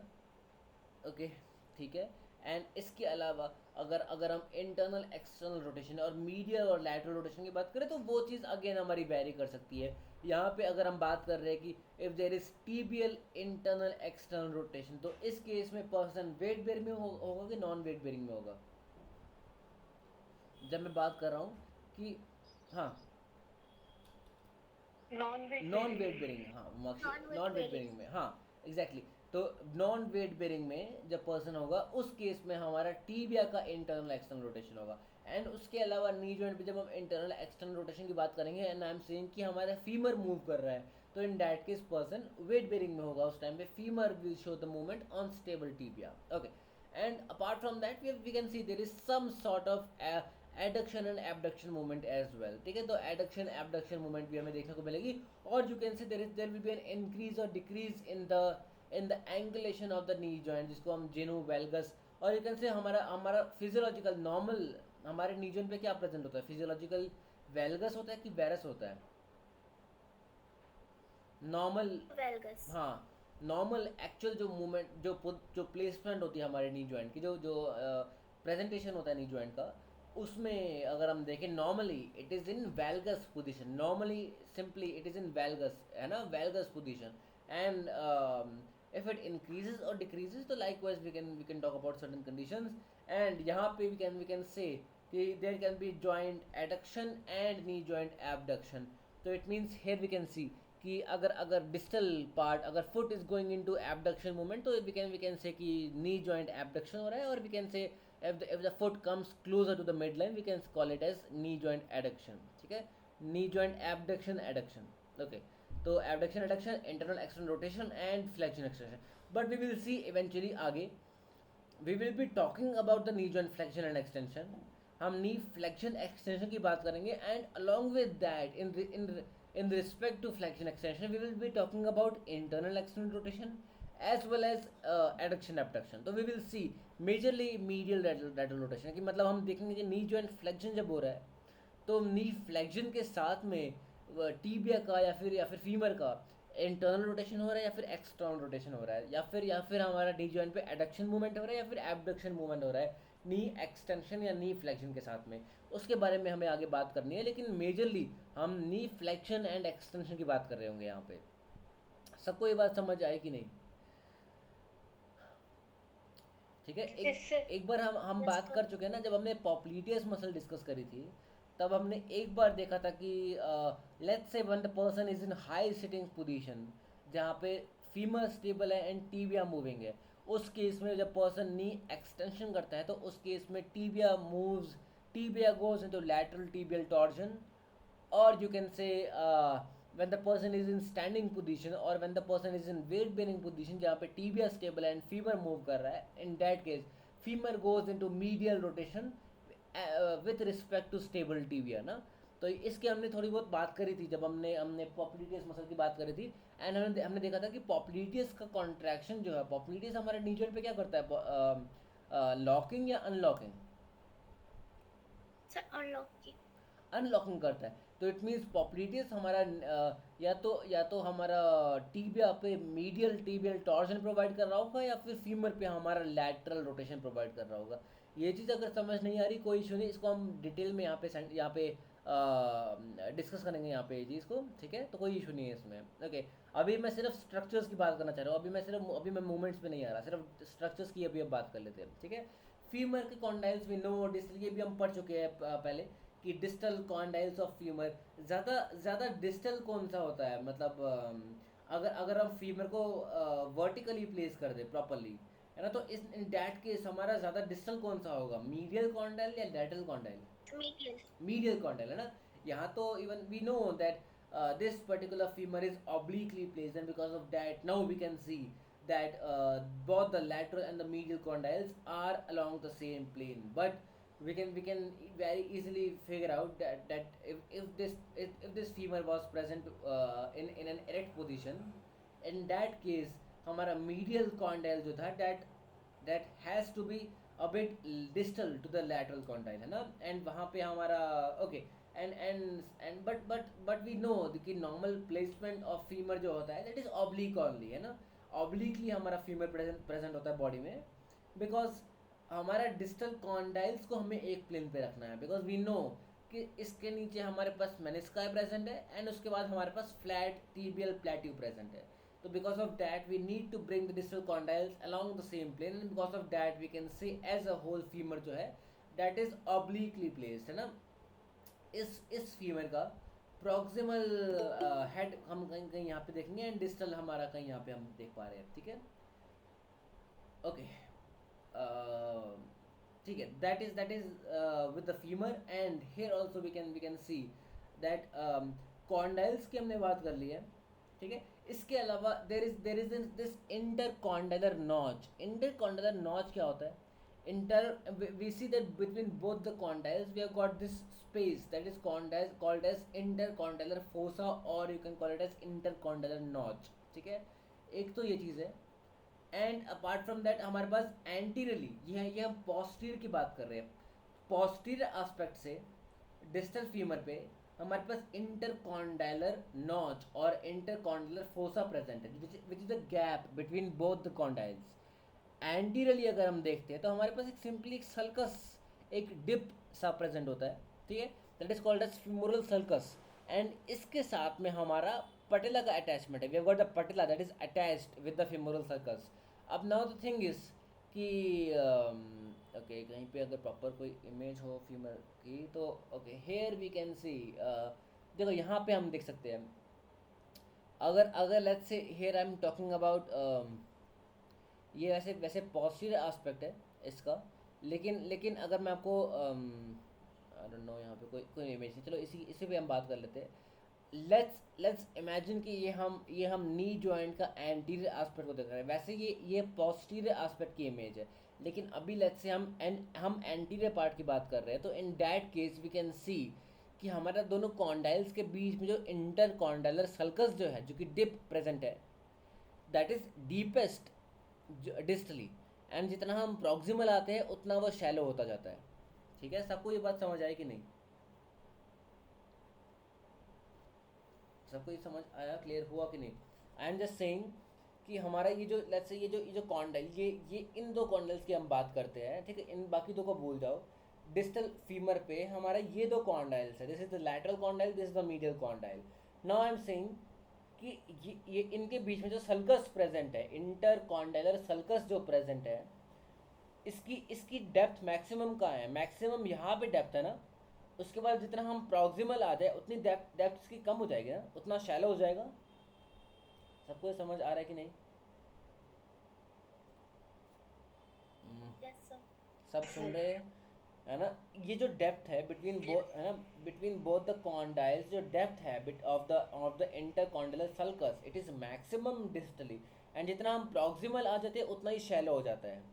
तो इट मीन्स अब डिस्टल कॉन्डाइल के ऊपर हमारा पटला प्रेजेंट है ना, जो गॉट द पटला, जो कि हमारा इसके ऊपर प्रेजेंट है। अब हमें ये पता है कि पटला जब हमारा जब हम नी फ्लेक्शन करते हैं या नी एक्सटेंशन करते हैं, तो उस केस में पटेला की भी मूवमेंट होती है, पटेला की सुपीरियर मूवमेंट होती है एंड पटेला की इन्फीरियर मूवमेंट होती है। कैन एनीवन टेल मी, हमने डिस्कस किया आई थिंक एक बार, कि विथ नी फ्लेक्शन हमारा पटेला किस तरह मूव करेगा? विल इट मूव सुपीरियरली और will it move inferiorly? The inferior. Inferior. Inferiorly, exactly. With knee flexion, the patella is supposed to move inferiorly, है ना? Here I can show you. With knee flexion, patella will move inferiorly. और ये inferior superior movement किसके respect में है? With respect to stable femur, है ना? patella की movement with respect to stable femur. हमारी patella कहाँ move कर रही है? किसी भी स्ट्रक्चर का सुपीरियर और इन्फीरियर मूवमेंट या कोई भी मूवमेंट की अगर हम बात करें, वो किसी दूसरे के रिस्पेक्ट में होना चाहिए ना। अगर यहाँ फीमर प्रेजेंट नहीं होता, हम कैसे बोलते कि पटला कहाँ मूव कर रहा है? अब पटला, अब हमारे पास फीमर प्रेजेंट है, नाउ वी कैन से कि पटला जो है वो हमारा फीमर के रिस्पेक्ट में सुपीरियरली मूव कर रहा है या इन्फीरियरली मूव कर रहा है ना। तो अभी मैं ये बोल रहा हूँ कि with knee flexion and with knee extension हमारा पटला जो है वो मूव करता है, and we can easily see कि with knee extension patella moves superiorly and with knee flexion patella moves inferiorly. तो इसका मतलब ना मैं कैमरा क्यों ऑफ करता हूँ? ओके, तो इट मीन्स कि विथ नी एक्सटेंशन हमारा पटला जब सुपीरियरली मूव कर रहा है and with knee flexion patella inferiorly move करता है, तो पटेला का मूवमेंट जो है वो डीपेस्ट पार्ट ऑफ इंटरकॉन्डाइलर सल्कस में कब होगा? विथ नी फ्लेक्शन और विथ नी एक्सटेंशन। हमें ये पता है कि हाँ, The knee. विथ नी, देखो हमारा इंटरकॉन्डाइलर सल्कस जो है, सल्कस ये है हमारा, ठीक है? तो सल्कस जो है, सल्कस डीपेस्ट हमारा डिस्टल ही है ना। जितना हम प्रॉक्सिमल आ जाते हैं उतना सल्कस शैलो हो जाता है ना? एंड जितना हम डिस्टल जा रहे हैं उतना हमारा सल्कस की डेप्थ जो है वो ज़्यादा हो रही है, उतना ज़्यादा गहरा हो रहा है सल्कस ना। एंड जितना हम प्रॉक्सिमल आ जाते हैं उतना सल्कस जो है वो शैलो हो जाता है। तो अब मैं ये कह रहा हूँ कि नी फ्लेक्शन के साथ में पटेला का क्या होता है? Inferior movement, and with knee extension हमारा पटेला का सुपीरियर मूवमेंट होता है। तो कौन से मूवमेंट ऑफ नी जॉइंट में, फ्लेक्शन में या एक्सटेंशन में, हमारा पटेला जो है वो deepest part of intercondylar circus में कब प्रेजेंट होगा? नी फ्लेक्शन में या नी एक्सटेंशन में? Flexion में. फ्लेक्शन में ना। Flexion. नी फ्लेक्शन में पटेला इन्फीरियरली मूव करेगा एंड इन्फीरियरली मूव करके maximum depth of intercondylar circus जो है वहाँ पहुँच जाएगा, यहाँ पे कहीं पे, है ना? एंड विथ नी एक्सटेंशन हमारा पटेला का सुपीरियर मूवमेंट होगा एंड पटेला जो है वो हमारा सुपीरियरली मूव करके shallower part of intercondylar circus जो है वहाँ पहुँच जाएगा। तो इट मीन्स अब मैं यहाँ पे अगर आपसे ये पूछूं कि हमारा पटेला की स्टेबिलिटी की अगर हम बात करते हैं, तो स्टेबिलिटी उसकी लीस्ट किस में होगी? विथ कंप्लीट नी फ्लेक्शन या विथ कंप्लीट नी एक्सटेंशन? ये चीज़ आप खुद से भी ट्राई कर सकते हो। आप पटेला को होल्ड करके देखो एंड पटेला को आप मैक्सिमम किस पोजीशन में मूव कर पा रहे हो? कंप्लीट नी फ्लेक्शन में या कंप्लीट नी एक्सटेंशन में? The extension. एक्सटेंशन में ना, जब आपने कंप्लीटली नी को एक्सटेंड करके रखा हुआ है, कीपिंग इन माइंड कि आपने अपने क्वाड्स को कॉन्ट्रैक्ट नहीं किया, क्वाड्स वगैरह सबको सब अपने फ्लैसिड छोड़े हुए हैं, एंड इस केस में सिर्फ आपका नी जॉइंट एक्सटेंशन में है। तो नी एक्सटेंशन में आप इजीली आप पटेला को होल्ड भी कर पाते हो एंड इजीली आप पटेला को मूव भी कर पाते हो, एंड थोड़ा सा ज़्यादा फोर्स आया तो पटेला इजीली हमारा डिसलोकेट हो सकता है ना? लेकिन जब कंप्लीट नी फ्लेक्शन होता है उस टाइम करके देखो, पॉसिबल ही नहीं है, बहुत ज़्यादा डिफिकल्ट है पटेला को थोड़ा सा भी मूव करना। इट मीन्स जब कंप्लीट नी फ्लेक्शन हम करते हैं उस टाइम पे पटेला जो है वो इन्फीरियरली मूव करेगा एंड इन्फीरियरली पटेला मूव करके हमारा इंटरकॉन्डाइलर सल्कस का जो डीपेस्ट पार्ट है वहाँ पे एंटर कर जाएगा, and with knee extension the patella will move superiorly and it will reach the shallower part of intercondylar sulcus. Clear? ये इसमें कोई डाउट? इस पॉइंट में डाउट किसी को? No. Okay, great. Okay, so we have talked about this as well. Talking about tibia में just simply we remember that the medial plateau is a bit, you can say, bigger than the lateral plateau. The tibia as a whole, it overhangs. This is the anterior part of tibia, this is the posterior part of tibia. Just remember, अगर हम lateral side से अगर हम tibia को देखते हैं तो the head of tibia, the proximal part of tibia, it overhangs, hang करता है पीछे की तरफ, है ना. Posteriorly it overhangs, and horizontal से या transverse plane से it is at an angle of 7 to 10 degree, almost 7 से 10 degree of placement होता है of the plateau, or you can say of the condyles, flat condyles of the proximal tibia. ठीक है, just remember these values 7 to 10 degree, and इसके tilted जो होते हैं that is obliquely posteriorly, है ना, and it overhangs posteriorly. बस ये चीज़ है. ठीक है, that is basically the structure of this thing. And you can see we have got two bony spikes, है ना, जो bony spines, है ना, which is present,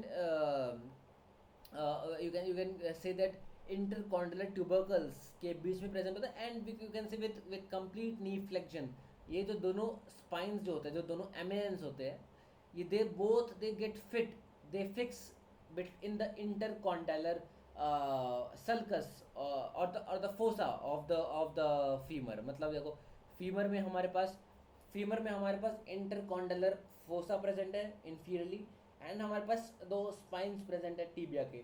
तो जो कंप्लीटली फ्लेक्शन होता है, इन that case they completely get lost in between both the condyles, है ना, दोनों के बीच में कंप्लीटली फिक्स हो जाते हैं. And in that case we can say कि हमारा जो स्टेबिलिटी है नी जॉइंट का वो मैक्सिमम होता है इस पर्टिकुलर केस में. ठीक है, that is the tibia, simple.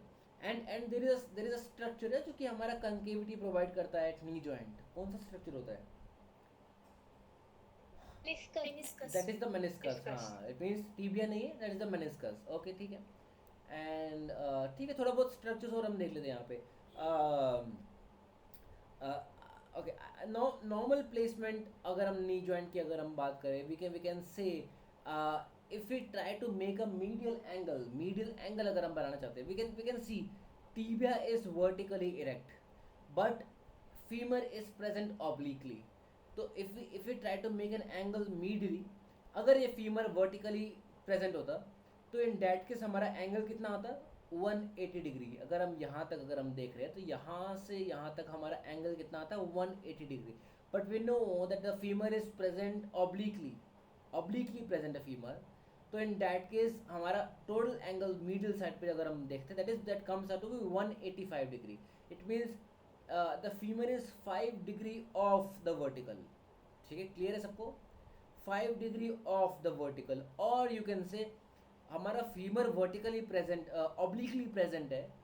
Because of that only हमारा नी जॉइंट पे वैल्गस देखने को मिलता है ना हमें. ये सबको क्लियर हो रहा है कि नहीं? नी जॉइंट पे वैल्गस जो पोजीशन है, that is because of the oblique placement of the femur, not because of the tibia. अगर टीबिया तो हमारा वर्टिकली प्रेजेंट है ना, अगर हमारा फीमर भी वर्टिकली प्रेजेंट होता, इन डैट केस फिजियोलॉजिकल वैल्गस का तो कोई बात ही नहीं होती. लेकिन वी नो कि in normal position, normal placement of the knee joint, हमारा नी जॉइंट जो होता है वो फिजियोलॉजिकल वैल्गस शो करता है, नॉर्मल वैल्गस शो करता है. तो it means this valgus is being created by the oblique placement of the femur, not by the tibia. इसमें कोई डाउट किसी को? देखो, ये छोटी छोटी चीज़ें ना, ये क्वेश्चन इसमें से निकल के आते हैं कि physiological valgus of the knee joint is because of simply femur, tibia, या और कोई दो बोल दे देंगे. एंड क्वेश्चन हमें समझ नहीं आता क्वेश्चन में पूछ क्या रहे हैं. बट आई होप आपको अब सबको समझ आ रहा है कि मैं क्या चीज़ बताना चाह रहा हूँ. Sir can you repeat? Okay, ठीक है. ओके, आई फील हैप्पी जब आप रिपीट करने को बोलते हो. I don't know why but I feel happy because I come to know कि जैसे आप समझना चाह रहे हो और आपको जैसे उसमें कोई इशू हो रहा है. ओके, तो द थिंग इज़ कि आई एम सेइंग कि फीमर जो है, फीमर इज प्रेजेंट ऑब्लिकली, है ना. वी नो फीमर हमारा वर्टिकली प्रेजेंट नहीं है ना. फीमर हमारा वर्टिकली अगर प्रेजेंट नहीं है, and we know that the physiological valgus, first of all valgus की अगर हम बात करते हैं तो वैल्गस में the knee joint tends to move किस साइड पे? मीडियल की साइड पे कि लैटरल साइड में? वैल्गस के केस में नी जॉइंट वैल्गस में, है ना, नी जॉइंट वैल्गस में there is a lateral to medial force lateral to medial force, and in that case as a whole the knee joint will tend to move medially or towards the midline of the body. उसी को तो हम वैल्गस बोलेंगे ना. अब वैल्गस हम देखते हैं कि नी जॉइंट पे फिजियोलॉजिकल वैल्गस प्रेजेंट होता है, फिजियोलॉजिकल नेचुरल वैल्गस. नेचुरली हमारे पास एक वैल्गस एंगल प्रेजेंट है. वो वैल्गस हमारा कौन सी बोन की वजह से है? Is it because of the tibia और because of the femur? It is because of the femur. Because Femur. है ना, because the femur is present obliquely, है ना. अब फीमर अगर ऑब्लिकली प्रेजेंट है तभी तो हमारा हमारा यहाँ पे ये एंगुलेशन बन रहा है ना, ये एंगल ऐसे, ये और ये, है ना, ये और ये एंगल हमारा फॉर्म हो रहा है only because of the oblique placement of the femur.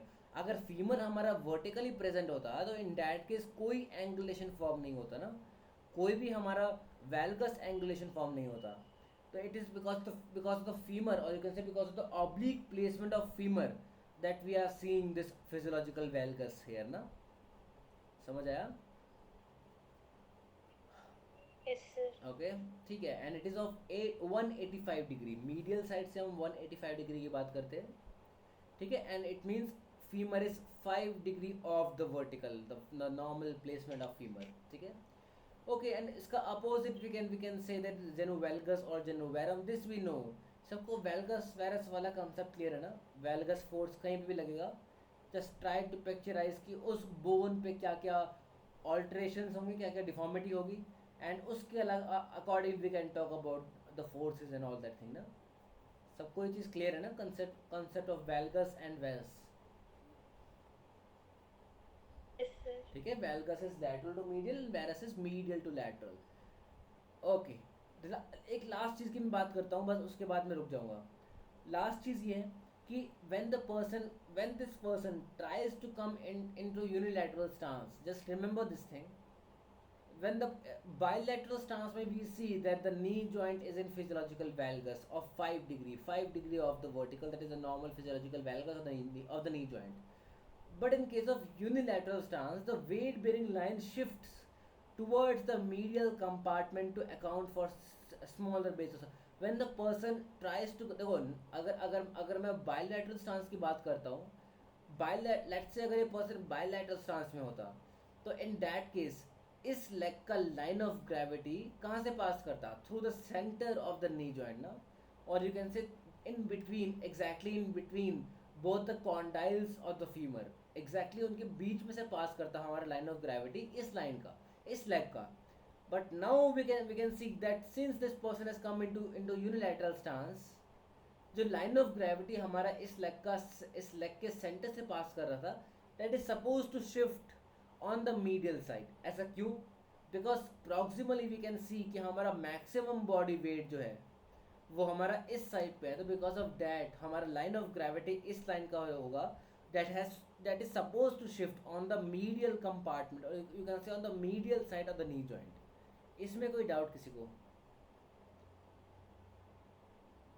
इसमें कोई doubt? The line of gravity is supposed to shift towards the medial side of the knee joint when this person comes into unilateral stance. अगर इसमें कोई doubt नहीं है तो in that case if I ask you कि इस case में compressive force कहाँ पे होगा एंड टेंसाइल फोर्स किस साइड पे होगा, medial compartment of knee joint पे कौन सा फोर्स होगा? Will it be the compressive force और टेंसाइल? कंप्रेसिव फोर्स होगा ना, एग्जैक्टली. एंड कंप्रेसिव फोर्स कौन कौन से फोर्सेस के बीच में होगा? अगर ये कोई बताएगा तो बहुत सही हो जाएगा. कौन कौन से फोर्सेस? कंप्रेसिव फोर्स मतलब दो फोर्स एक दूसरे की तरफ आ रहे हैं तभी तो कंप्रेसिव फोर्स होगा ना. तो कौन कौन से फोर्सेस ऊपर से नीचे एंड नीचे से ऊपर, कौन कौन से फोर्सेस होंगे? ये कौन सा फोर्स होगा एंड ये कौन सा फोर्स होगा? GRF होगा. एग्जैक्टली. हाँ, ये हमारा बॉडी वेट है या फिर ग्रेविटेशनल फोर्स है. एंड इसका अपोजिट हमारा ग्राउंड रिएक्शन फोर्स है, जो कि एक दूसरे की तरफ है. तभी हम कह रहे हैं यहाँ पे कंप्रेसिव फोर्स आ रहा है, तभी तो कंप्रेशन होगा ना. तो फोर्स एक दूसरे, एंड इसका opposite, since we have got a compressive force here, इसका अपोजिट यहाँ पे टेंसाइल फोर्स हमें लैटरल साइड पे देखने को मिलेगा. कब? जब when the person is in unilateral stance. लेकिन इसका अपोजिट अगर मैं आपसे पूछता हूँ, when the person is in bilateral stance, bilateral stance में हमारे पास फिजियोलॉजिकल वैल्गस होता है ना, इवन दो इस केस में तो यहाँ पे एक्सेसिव जीनू वेल्गस दिखाया गया है, एक्सेसिव नॉक नहीं दिखाया गया है, लेकिन let's consider this as normal placement of the knee joint, because normally भी हमारा फिजियोलॉजिकल वेल्गस होता है ना नी जॉइंट पे. तो in that case we can say only because of bony structures, and because of the normal physiological valgus जो कि knee joint पे present होता है, we have got a compressive force on the lateral side of the knee joint compartment and a tensile force on the medial side of the knee joint compartment. But when the person comes into unilateral stance, in that case the line of gravity tends to move towards the medial side, shifts towards the medial compartment of the knee joint, and in that case we will see there will be a compressive force on the medial side and a tensile force on the lateral side. ये सबको clear हुआ कि नहीं?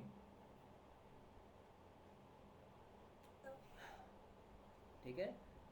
और अब खुद देखो ये सब चीज़ें जो है ना, ये कितना मतलब these all points are potential questions है ना, ये potential questions बन सकते हैं. मतलब we can easily make a great question paper by using these concepts. और इन्हीं concepts को use करके कितना अच्छे question बना सकते हो कि when the person is in unilateral stance, उस टाइम पे टेंसाइल फोर्स कहाँ पे होगा एंड कंप्रेसिव फोर्स कहाँ पे होगा, कंप्रेसिव फोर्स जो है वो कौन कौन से फोर्सेस के बीच में होगा, है ना. ये सब चीज़ें जो है जो कि हम मिस कर देते हैं एंड क्वेश्चन में आता है ना, हमें लगता है क्वेश्चन पेपर बड़ा बड़ा मुश्किल है, लेकिन ऐसा नहीं होता. मतलब बहुत सिंपल चीज़ें होती हैं, लेकिन वी मस्ट नो कि हम किस चीज़ की बात कर रहे हैं, इसलिए बेसिक्स इन चीज़ों की बात की जाती है. इवन कई लोग बोलते हैं कि बेसिक्स पे फोकस करो, लेकिन वो लोग खुद रियलाइज़ नहीं करते कि बेसिक्स एक्चुअली कितना बेसिक्स की हम बात करना चाह रहे हैं. तो बेसिक्स मतलब ये छोटी छोटी चीज़ें, ये छोटी छोटी चीज़ों के ऊपर हमें ध्यान रखना बहुत ज़रूरी है. ठीक है. एंड ठीक है, फिजियोलॉजिकल वैल्गस में हमें समझ आ गया. फिजियोलॉजिकल वैल्गस में there is a compressive force. Just let me know किसी को अगर डाउट है इस चीज़ में कि लैटरल साइड पे कंप्रेसिव फोर्स कैसे होगा. बायलैटरल स्टांस में जब एक पर्सन है, इस केस में इस लेग का लाइन ऑफ ग्रेविटी अगर मैं बनाना चाहूँ तो that is suppose to pass through the lateral compartment of the knee ना. कुछ ऐसा लाइन ऑफ ग्रेविटी बनेगा इस लेग का जो कि इस साइड से पास करेगा लैटरल साइड से. तो इस वजह से there is a more compressive force on the lateral side and more tensile force on the medial side, है ना. एंड लाइकवाइज अगर मैं बो लेग में या फिर जेनु वेरस में अगर मैं बनाना चाहता हूँ लाइन ऑफ ग्रेविटी इस लेग का, तो that is suppose to pass through the medial compartment of the knee joint ना, इस साइड से पास करेगा. And because of that there will be more compressive force on the medial side, है ना. ये हमें क्लियर हो गया. And if I ask you, if a person has genu valgus throughout you can see the lifetime of the person, and after a certain age there is a high tendency for the person to develop osteoarthritis in the knee joint, in which compartment, or in the lateral compartment or in the medial compartment, कौन से side पे होगा? lateral compartment. Lateral देखो यहाँ पे हम देख सकते हैं ना, हाँ, there is a more compressive force on the lateral side. And because of that lateral condyles, दोनों के लैटरल कॉन्डाइल्स कॉन्टैक्ट में है. मीडियल साइड पे देखो डिस्टेंस कितना ज़्यादा है. तो it means there is a more, you can say there is more amount of erosion, bony erosion on the lateral side.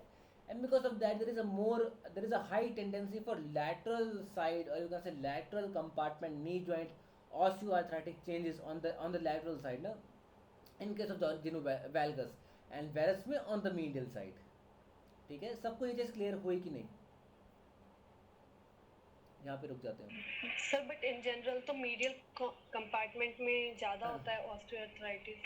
जिस पे मीडियल कंपार्टमेंट में देखो we will be talking about muscle contraction. ऐसा ज़रूरी नहीं है, लेकिन हम मसल कॉन्ट्रैक्शन की बात करेंगे. And because of that we will see कि हमारा मसल कॉन्ट्रैक्शन की वजह को तभी मैंने ये टर्म यूज़ किया कि इस केस में we are only talking about bony structures, and सिर्फ बोनी स्ट्रक्चर्स की वजह से हमारा कौन से साइड पे कंप्रेसिव फोर्स ज़्यादा है एंड कौन से साइड पे हमारा टेंसाइल फोर्स ज़्यादा है. लेकिन जब हम मसल कॉन्ट्रैक्शन को लेके आ जाते हैं तो इन दैट केस वी सी कि हमारा कौन से साइड पे मसल कॉन्ट्रैक्शन ज़्यादा है. And because of that muscle contraction की वजह से भी अमाउंट ऑफ कंप्रेशन या amount of you can say, हाँ, कंप्रेशन जो है वो बढ़ेगा एक पर्टिकुलर साइड पे. And because of that we will see कि हमारा एक पर्टिकुलर साइड पे ज़्यादा ऑस्टियोआर्थराइटिक चेंजेस हमें देखने को मिलेंगे. लेकिन for now we are just concern with the bone structures only. ठीक है, ओके, ठीक है, let's wind it up here only. And इसके बाद हमें क्या बात करनी है, हमें मैंने इसका की बात करनी है, वो हम थोड़ा बहुत देख चुके हैं। उसके बाद मेनली आई एम कंसिडर देखो, प्लाइका की किसी ने बात करी थी एक बार, प्लाइका सिंड्रोम, ये भी हमें डिस्कस करना है। ये बेसिक चीज़ है, एक बार ये इसकी हम बात कर लेना। उसके बाद मैं जिस मूवमेंट पे आना चाह रहा हूँ कि ये चीज़, ये वाला काइनेमेटिक्स, कि काइनेमेटिक्स कैसा होता है नी जॉइंट पे, ये बहुत इंपॉर्टेंट चीज़ें है। मेनिस्कस पे किस तरह से फोर्सेस लगते हैं नी जॉइंट के, and coupled movement knee joint का, हाँ ये बहुत इंपॉर्टेंट है। इसके बाद हमारा थोड़ा बहुत बचेगा नी जॉइंट का, उसके बाद we be done with the knee joint. But knee joint काफ़ी इंटरेस्टिंग है, एंड काफ़ी मतलब सही है, काफ़ी मतलब इंटरेस्टिंग है ये चीज़, ठीक है। ओके, तो कल फिर हम कहाँ से, यहाँ से स्टार्ट करेंगे। And just let me no कि कोई डाउट, यहाँ तक कोई डाउट किसी को, किसी भी क्वेश्चन में कुछ। कल वाले टेस्ट में किसने टेस्ट दिया था अभी, अभी जो क्लास में है? निशा आपने दिया था, मार्क्सी आपने दिया था, ओके ग्रेट। अनामिका आपने दिया था, श्रुतिका आपने दिया था, ठीक है, ओके ठीक है। तो उसमें से जो क्वेश्चंस है ना, just send it to me, because there are certain questions जो कि आप शायद डाउटफुल हो सकते हो उसके बारे में। एंड जो क्वेश्चन आपके डाउटफुल है ना, just send me a screenshot, ठीक है। एंड उसके आंसर्स मैं आपको या तो ग्रुप में आप भेज दो, वो बेटर है, ताकि सब देख पाए वो चीज़ ना। तो आप ग्रुप में ही स्क्रीनशॉट भेज दो जो क्वेश्चंस आप डाउटफुल जिसके बारे में हो, एंड उसके मैं आंसर्स उसमें ग्रुप में ही सेंड कर दूँगा। एंड उसके अलावा just revise this again and again, and जितना रिवाइज करोगे उतना इट्स बेटर, है ना। इज इट इंटरेस्टिंग और not, just tell me, is it interesting? Hip joint जब हमने कवर किया, हिप जॉइंट बायोमैकेनिक्स इंटरेस्टिंग था कि नहीं था? यस सर था। इंटरेस्टिंग था। आई होप कुछ काफ़ी इंसाइट मिला होगा। ये जो force and compression, joint compression वाला टॉपिक जो है, ये किसने कवर किया है अपने कॉलेज में? किसने कवर किया है ये किनके कॉलेज में कवर कराया गया है? किसी के भी नहीं? ओ सर। चलो ठीक है, ओके कोई नहीं।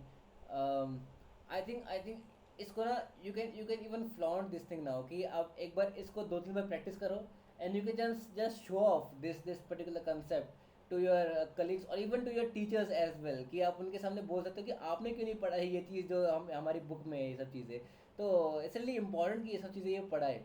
एंड ठीक है, ओके, तो देन उसके बाद फिर हम कल नी फिर हम कवर कर लेंगे, एंड देन विल सी कि हम आगे किस तरह से प्रोसीड करेंगे, ठीक है। Okay, so let's wind it up for now. Okay then, thank you everyone. Thank you sir. Okay, thank you.